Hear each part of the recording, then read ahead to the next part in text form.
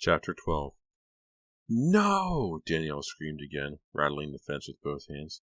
Danielle, what's wrong? Caroline cried. She came running up behind her. What is it? Kit! Kit! Danielle continued to shake the rusty fence. Dee, stop! She shrieked. Caroline, she's going to kill him! Caroline yanked Danielle's arm hard and turned her around. What are you talking about? Kit! Kit and Dee aren't in there, Danielle. It's just two kids. Look! Danielle blinked hard and squinted through the fence. Two dark-haired boys, about 9 or 10, stared back at her. Hey, we were just wrestling, one of them called to Danielle. We weren't doing anything wrong, the other boy called in a trembling, tiny voice. Sorry, Danielle murmured. But the boys didn't wait for her apology. They raced to the other side of the lot, ducked under the fence, and ran out of sight. Two kids, Danielle thought. Not Kit and Dee. Two boys. She uttered a low moan as she realized she'd had another violent fantasy. So powerful, so real. What happened? Caroline demanded, snapping Danielle from her frightening thoughts. You screamed about Kit and Dee? You saw something, didn't you? Danielle nodded. What was it? That doesn't matter, Danielle cried. What matters is these fantasies aren't stopping. Come on, Caroline urged, putting an arm around Danielle's shoulders. Let's get back to the hotel. You told me you met with Dr. Moore. What did he say? He says I have violent thoughts because my parents died violently. Well, that makes sense, I guess, Caroline said. She guided Danielle gently back toward the hotel. As they walked, a picture suddenly flashed into Danielle's mind. Not a fantasy, something much more frightening. Once again, Danielle saw her parents' accident, their car soaring off the cliff, their bodies torn on the jagged rocks below. She hadn't seen her parents' bodies, not even at the funeral, and no one had told her they'd been torn up on the rocks, but that's what she kept picturing. Why, she wondered, her hands clenched into fists. Why do I keep thinking about it? Why can't I put it behind me? She sucked in a long breath. Are you going to be okay? Caroline asked, her blue eyes studying Danielle. Do you want me to ask Billy? No, Danielle interrupted. Don't tell Billy I freaked out again. He probably already wishes I'd never joined the band. No way, Caroline declared. He thinks you're great, but Danielle, Billy really cares about everybody in the band. He'd want to know something's wrong. I still don't want you to tell him, Danielle insisted. I'll be okay for the show. Please, Caroline. Promise me you won't say anything to him about this? Okay, I won't tell, Caroline promised. A few minutes later, they arrived at the hotel. Danielle saw everyone in the small lobby. To her great relief, Kit and Dee were there too. I can't believe you two would just take off like that, she heard Billy scolding Kit and Dee. He checked his watch. We've got a performance in less than an hour, in case you forgot. We didn't take off, Dee snapped. We're here, aren't we? Hey, I'm sorry, man, Kit told Billy. I ran into some friends and didn't notice the time. I'll go set up the equipment right now. No problem. Kit squeezed Danielle's shoulder as he hurried past her. What about you, Dee? Mary Beth asked. Where were you? Dee shrugged. I took a walk. Mary Beth frowned. Where? Hey, you're not my mother, Dee snapped. Never mind, Billy said impatiently. We've got a show to put on. Everybody move it. Danielle wore her sparkling red dress for the performance. Maybe it's my lucky dress, she thought, as the audience stomped and clapped for an encore of Bad Moonlight. Hey, isn't there a curfew in this town? She called out, teasing the crowd. If we sing again, anybody under 21 will get picked up. We don't care, a girl shouted. The crowd cheered. Laughing, Danielle turned to the band. What do you say? Shall we get them in trouble? For an answer, Mary Beth tossed her short red hair and did a riff on the drums. Caroline and Dee played the opening bar of the song, and Danielle turned back to the audience. You want it? You got it, she shouted. The crowd cheered. Bad Moonlight killed them again. A hit in Hastings, Billy kept chanting when the show was over. We're a hit in Hastings. You're not thinking of making that a song, I hope, Caroline said dryly. If you are, I have to warn you, the lyrics really bite. Billy laughed. Don't worry, I'll leave the songwriting to you, Danielle. I'm just so pumped, he added, as he hurried to help Kit break down the equipment. So was the audience, Mary Beth commented. What an awesome night. Hey, why don't we take a walk or something, Billy suggested, doing a couple of dance steps as he called up a cable. Let's see what kind of trouble we can get into. I'm not ready to settle down yet. Count me in, Kit replied, picking up one of the extra floor mics. Let's get this stuff stowed in a van and go down to the river. They all worked quickly, and in another 20 minutes the equipment was packed. As Danielle hopped out of the van, she glanced up at the sky. A thin layer of clouds had covered it all evening. Now the clouds had drifted away, revealing a pale moon, nearly full. Hey, it feels great to walk. After being cooped up in that tiny club, Kit said. He slid an arm around Danielle's shoulder. Wow, check out the moon. Danielle leaned into the circle of his arm. It's beautiful, she said softly. Beautiful. And bad, she thought. Danielle shivered. I can't walk under that moonlight, she told herself. No more bad moonlight. The words forced their way through her mind. Her body began to tremble. I'm afraid of the moonlight, she realized. Afraid of the bad moonlight. Afraid of what it will make me do. Is everybody ready? Billy asked, slamming the van doors. Danielle straightened up and stepped away from Kit. I think I'll skip the walk, she said, trying to sound casual. Huh? How come? Mary Beth asked. It's a perfect night to hang out by the river. Yeah, come on, Danielle, Caroline urged. What's your problem? I thought you were as pumped as the rest of us. I am, Danielle agreed. She struggled to think of a good excuse not to go. Then come with us, Billy insisted. We're wasting time standing around talking, Dee said impatiently. I'm going on ahead. See you at the river. We'll catch up in a minute, Kit called after Dee. He turned to Danielle. I really wish you'd come, he told her. Danielle felt tempted. The light in Kit's eyes was so warm, but the moonlight was cold and evil. Danielle knew she had to stay out of it. Sorry, guys, she insisted, keeping her voice light. I feel a song coming on. If I don't work on it now, I'll lose it. The others grumbled, but they didn't push her anymore. Danielle knew they wouldn't. They knew how hard it was to write songs. If an inspiration hit, you had to go with it. Danielle grabbed her guitar from the van and waved goodbye. She hurried up to her room. Without bothering to turn on the lights, she flung herself across one of the empty beds. Her entire body trembled. Maybe she should try to write a song. She could use the melody from Stop Me, the one she'd written for Dee, and put some new lyric to it. She had dropped her guitar by the closet door. Danielle pushed herself off the bed and stumbled toward the closet. She stopped halfway across the dark room when she heard a sound. A rustling, then a cough. I'm not alone, she realized. There's someone else in this room. Danielle straightened up and started to back away from the closet. With a loud creak, the closet door swung open. Dee stepped out into the dim light. Her amber eyes glinted with fury. Don't even try to get away this time, she whispered. Chapter 13. Dee, what are you doing here? Danielle choked out. I saw you leave for the river. Yeah, right, Dee muttered. She clicked on the ceiling light. You've been trying to avoid me, Danielle. But you can't, not now, not this time. You and I are going to talk. No, Danielle cried. Dee's intense stare terrified her. Get out. Listen to me, Dee insisted, taking a step closer. I know the truth about Joey. Huh? What are you saying?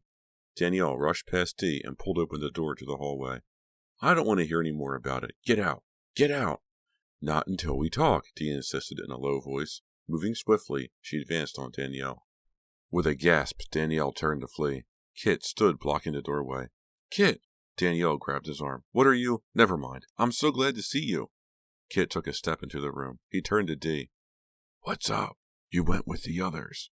The fire in Dee's eyes faded.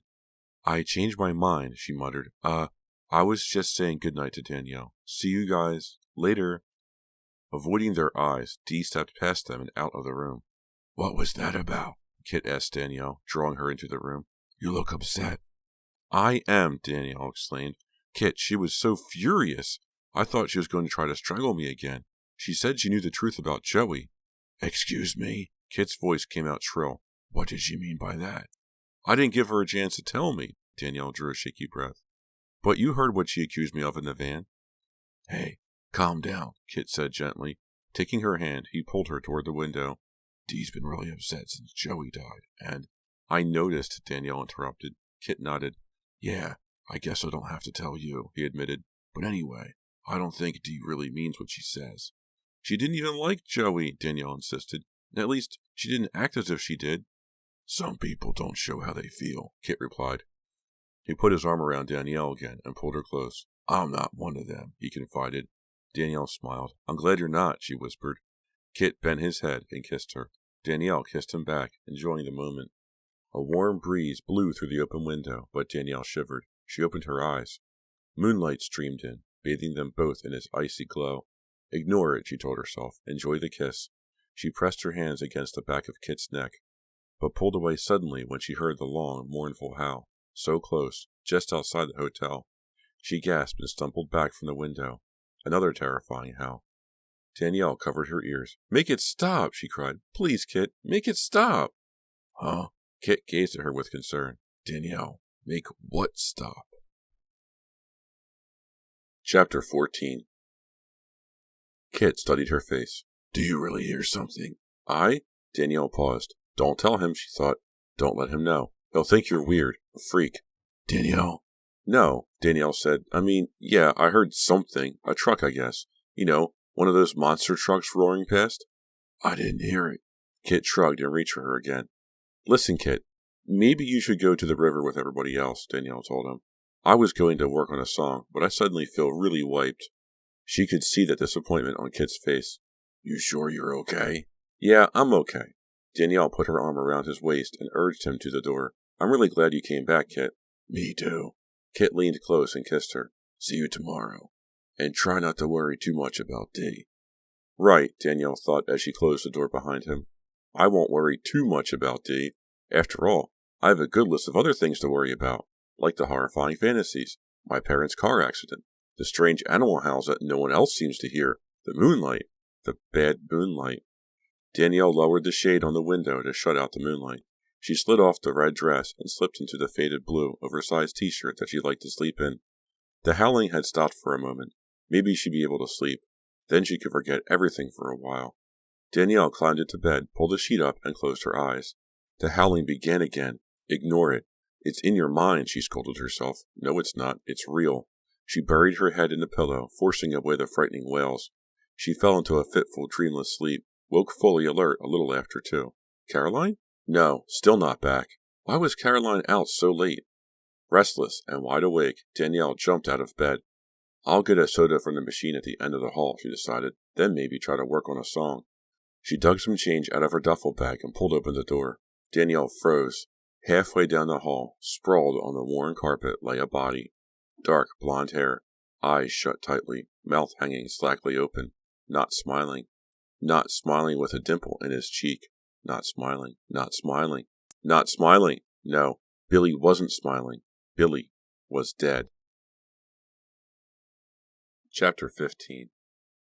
Not Billy, Danielle thought. Please, not Billy. "It's a fantasy," she told herself, trembling all over. "Another horrifying fantasy." Danielle squeezed her eyes shut. "I'll open my eyes and he'll be okay. I'll open my eyes and the body will have vanished." She took a deep breath and opened her eyes. Still there, the blood throbbing at her temples, Danielle took a step toward Billy, then another, and another. Billy's yellow t-shirt rose and fell on his chest. He was breathing! Gasping with relief, Danielle ran to him and knelt down. A sharp smell floated up to greet her, the smell of alcohol. Then she noticed a can in his outstretched hand, a beer can. "Billy?" she whispered. She tugged his arm. "Billy!" He groaned but didn't move. Billy didn't drink much, she knew, just a beer once in a while. He never got drunk. But how much had he drunk tonight? Enough to pass out in the hotel hallway. Why? Danielle wondered. What would make a responsible guy like Billy suddenly do something like this? She shook his arm again. "Billy, wake up!" Billy groaned again. He turned his head, swallowed, and opened his eyes. "Danielle, what's up? I feel awful," he choked out in a hoarse voice. "You fell asleep in the hall," she told him. "Come on, I'll help you back to your room." She took his arm and tugged. With great effort, she got Billy on his feet. He squinted around the hall, his expression dazed. The beer can fell from his hand and rolled over the carpet. "Why'd you drink so much tonight?" Danielle asked. "Partying?" Billy shook his head. "A lot on my mind." "Like what?" Billy didn't reply. Danielle guided him to his room. He leaned against the door, still dazed. He stared at Danielle, struggling to focus. Then he reached out and pulled Danielle close to him in a hug. Danielle closed her eyes, enjoying the feeling of his arms around her and his chin resting on her head. "This isn't like you," she whispered. "Tell me what's wrong, Billy." "I wish I could." "Why can't you?" she asked. "It can't be that bad." Billy's hands tightened. Then he straightened up and pushed away from her. "You're wrong," he said. "It's much worse than you can imagine." "So tell me," Danielle insisted. "Maybe I can help." "I want to, but—" Billy broke off and shook his head. His hazel eyes darkened. "No, you can't help, Danielle. Just forget it, okay? But I said forget it, Billy snapped. Danielle stared at him, startled by his sudden anger. He muttered good night and stumbled into his room. Danielle stood in the hallway, staring at the closed door, thinking about Billy's troubled words. In the distance, the howling started again. With a shiver, Danielle turned and hurried back to her room. Tomorrow, she thought, slamming the door behind her and carefully locking it. Tomorrow, I'll be home with Aunt Margaret. Tomorrow, I'll be safe. You're awfully quiet, Danielle, Aunt Margaret commented as she sponged off the counter after lunch the next day. Yeah, we're lucky, Cliff snickered and tossed his rolled-up napkin at Danielle. Ha ha, Cliff. Danielle caught the napkin, jumped up from the table, and stuffed it down the back of her brother's t-shirt. You jerk, he cried. He reached behind himself and struggled to pull the napkin out. Aunt Margaret pulled it out for him. Cliff? Ow, she ordered, rolling her eyes at Danielle. Go out in the yard and work off some of that energy while I talk to your sister. There's nothing to do out there, Cliff complained. Aunt Margaret sighed. Cliff, you built a fort out of cardboard boxes yesterday. Don't tell me you're tired of it already. Oh, right, the fort, Cliff remembered. Okay, I'm out of here. He dashed out the back door, making machine gun noises as he left. Danielle stacked their lunch plates and carried them to the dishwasher. It felt good to be back in her own house, especially the kitchen. She loved the big square room with its cream-tiled floor, round oak table, and hanging plants in the window over the sink. Now, Aunt Margaret coaxed, pouring herself a cup of coffee. Tell me what's troubling you. Danielle poured soap powder into the dishwasher. I've just been feeling so strange, she replied, and I keep having these horrifying fantasies. People fighting, tearing each other to bits, dying. She slammed the dishwasher closed and turned it on. I love being in the band, and I hate to let the others down, but maybe I should quit. Aunt Margaret raised a heavily penciled eyebrow. You're not a quitter, Danielle. I know, Danielle cried, but I keep thinking if I went to college now, instead of next year, then maybe things would change. Aunt Margaret blew in her coffee and took a sip. A film of bright red lipstick came off on the cup. Here's what I think, she announced. You should take it easy for a while. When's your next show? In a couple of days? Good, then you'll have some time to clear your mind, Aunt Margaret declared. Of course, you'll have to rehearse, but no traveling. So do some shopping, go to the movies, sleep till noon if you want. Then see how you feel. I already know how I feel, Danielle exclaimed. Scared. No, not scared. Terrified. Aunt Margaret, these fantasies keep getting more and more violent, and I keep thinking about Mom and Dad. A lot. Didn't Dr. Moore say that was to be expected? Aunt Margaret asked. That it would take time to get over what happened? Yeah, but it's taking too much time, Danielle insisted. I don't just miss them, Aunt Margaret. I could stand that, I guess, but I keep seeing them, picturing a car flying off the cliff. Why? Why can't I get it out of my mind? Aunt Margaret frowned sadly and shook her head. Tell me again about the accident, Danielle begged. I want to know exactly what happened. I want to know every single detail. Maybe I need to keep hearing about it until I'm sick of it or something.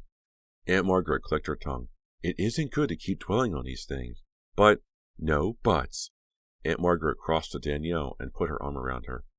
I'm no expert, but I simply can't believe that hearing about your parents' accident over and over again is going to help you one bit.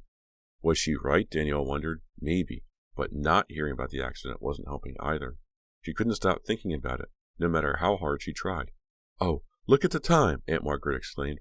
I've got laundry to fold and errands to run, and it's already 2:00. I'll fold the laundry, Danielle offered. Absolutely not. I forbid you to do anything but relax and enjoy yourself. Aunt Margaret squeezed Danielle's shoulder. It'll be the best thing for you. I hope you're right. Of course I'm right, young lady, Aunt Margaret said sternly. Now, didn't you and Caroline make plans to go to a movie later? Danielle nodded. Good. Why don't you go out on the patio and relax until it's time to go? Pushing back her dyed red hair, Aunt Margaret bustled out of the kitchen. Danielle rinsed out the coffee cup and wiped off the table. She glanced out the window, clear and sunny, but she didn't feel like sitting on the patio. She didn't feel like going to the movies either. Caroline would understand. She knew what Danielle was going through. Danielle wiped her hands on the dish towel and reached for the wall phone next to the refrigerator. Aunt Margaret's voice came over the line. Danielle started to apologize, but Aunt Margaret must not have realized that Danielle had picked up the extension. Before Danielle could hang up, she heard her own name.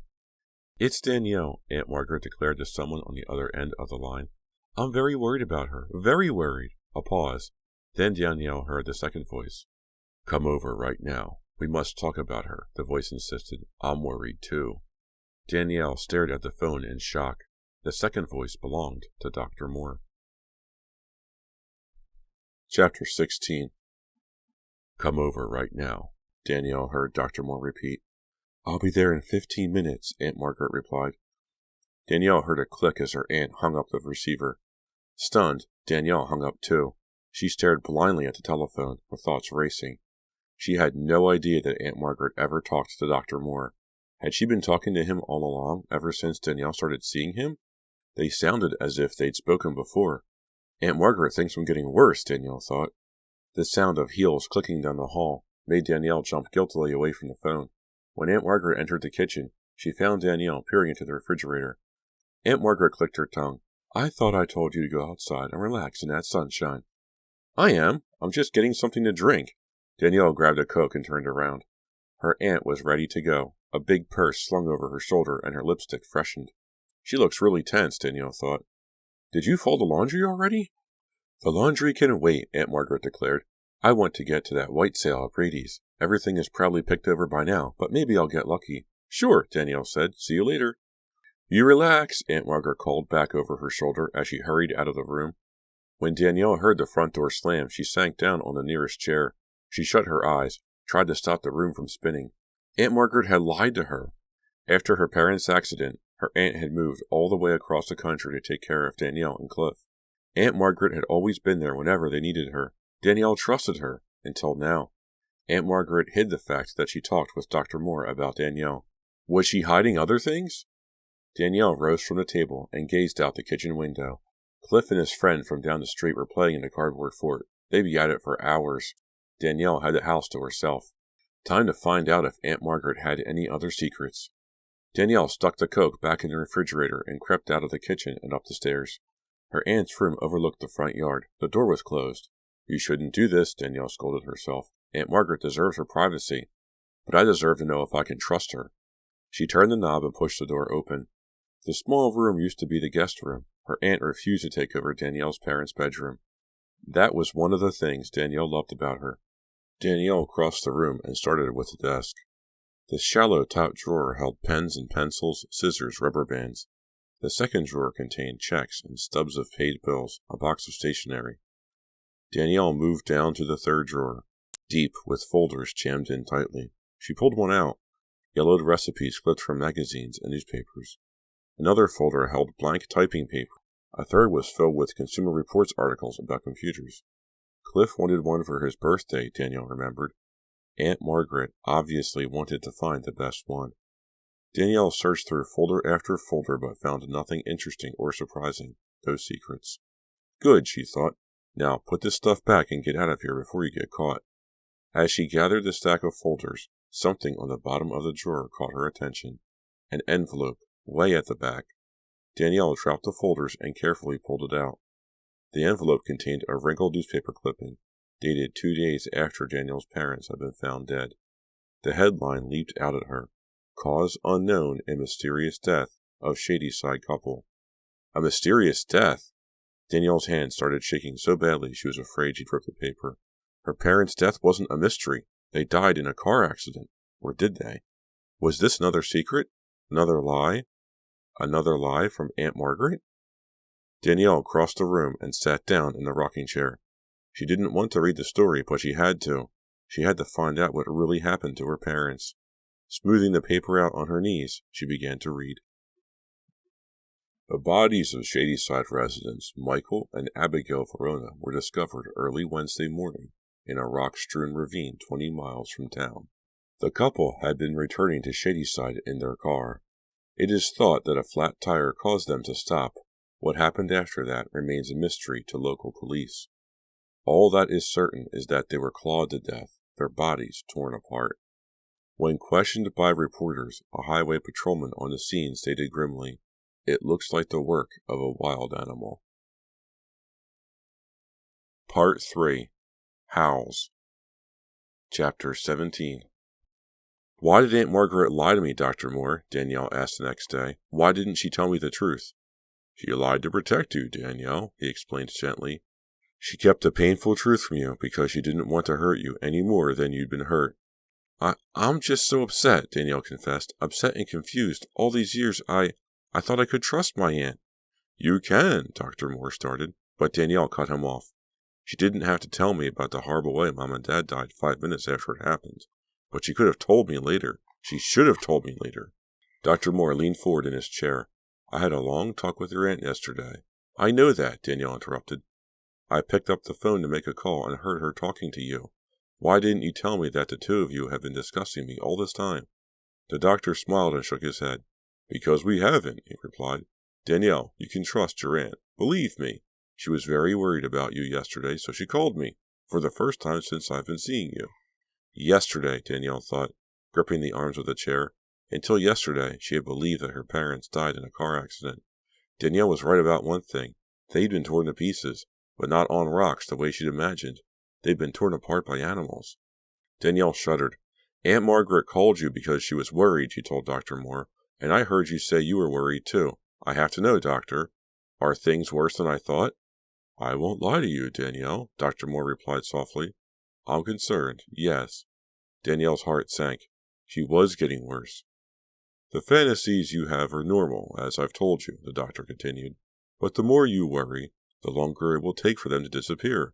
That's what concerns me. You mean I'm making myself worse? Danielle asked. No, you must not blame yourself, the doctor said quickly. Blame me. I'm the one who's supposed to ease your fears, and I haven't been successful. Yet, he added with a smile. Danielle couldn't smile back. Dr. Moore stood up and sat on the edge of his desk. Let's get to work, Danielle. I want you to put everything out of your mind and concentrate on the numbers. Starting at 100, Danielle slowly began counting backward. She usually felt herself relaxing by the time she reached 90. As if from a distance, she heard the doctor say, Are you feeling all right, Danielle? Are you calmer now?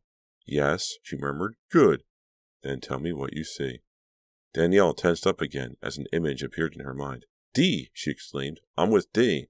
How do you feel about that? The doctor asked. Angry, scared. She hates me. Why does she hate you? Jealous, Danielle replied. She's jealous about my singing and about Kit. She wants Kit for herself. Danielle's breath started coming faster now. What's happening now? The doctor asked. I'm running, Danielle replied, breathing rapidly. Running from D? She shook her head. No. We're running on a track, jogging together, Danielle frowned. Except Dee's not jogging. She's racing, and, Danielle panted. And I'm running after her. I want to catch her. I am. I'm catching up to her. Do you pass her? Dr. Moore asked.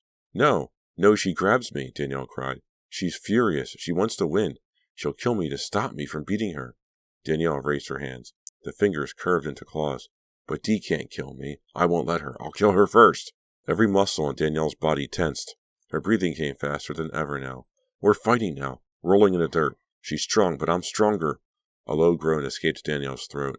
She's tearing at my hair, but I've got my hands around her neck. I'm going to...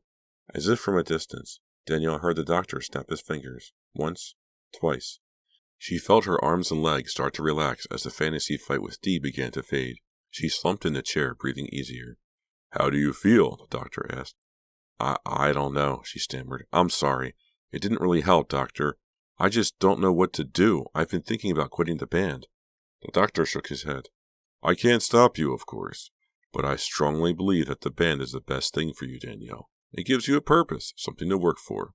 Yeah, that's true, Danielle agreed. Without it, I'd probably just hang out in my room. What a waste of talent that would be, Dr. Moore smiled. You'll be okay, Danielle. You really will. But you and I must keep talking. Danielle nodded, then stood up as the doctor glanced at the clock on his desk. Her time was up. She wished she didn't have to leave. She felt safe here. Is your friend waiting for you outside? The doctor asked as Danielle walked to the door. Yes, Caroline, Danielle told him. We're going shopping. Ah, spending money is very good therapy, I've heard, the doctor teased. Danielle forced a smile and said goodbye. The minute she pulled the door shut, she felt tense again. Get a grip, she told herself. You can't hide out in Dr. Moore's office the rest of your life. Okay, Caroline. Danielle stopped and looked around the waiting room. Where was Caroline? Excuse me, Danielle said to Miss Wilkins, the receptionist. I had a friend waiting for me, long blonde hair, jeans, and a red tank top. Did you see her? Miss Wilkins' hands hovered above her computer keyboard. I saw her come in with you, but I'm afraid I've been so busy I didn't see her leave. Caroline probably got bored with the magazines in here, Danielle thought, pushing open the door. She must have decided to wait outside. Danielle hurried across the small gravel parking lot to Caroline's car. Empty. Caroline, she called, glancing around. I'm finished. We can go now. She heard footsteps crunching on the gravel and turned around. Caroline? No. Dee strode toward Danielle, her amber eyes blazing. What are you doing here? Danielle asked. Where's Caroline? Dee kept coming. I want you out of the band, Danielle. Are you listening this time? I want you out.